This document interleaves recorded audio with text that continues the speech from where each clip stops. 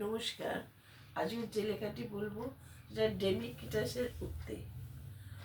সৎ মানুষ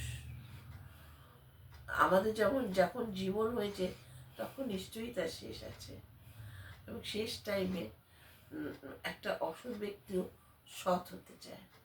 দুটো অসৎ ব্যক্তি একসাথে থাকলে তারা কেউ কাউকে বিশ্বাস করে না। তারা নিজেরা ভীষণ একা, কিন্তু সৎ পরিবারের মানুষেরা কখনো একা না, তার কারণ তারা পরস্পরকে বিশ্বাস করে, তারা সঙ্গবদ্ধ। সৎ পরিবারের মানুষের সুবিধা হচ্ছে তাদের নিজেকে নিয়ে কখনো চিন্তা করতে নিশ্চিন্তে থাকে। তারা হয়তো সব অসুবিধার সম্মুখীন হতে হয়, কিন্তু যেহেতু তারা সঙ্গবদ্ধ সেহেতু তারা সাহসের সাথে মোকাবিলা করতে পারে।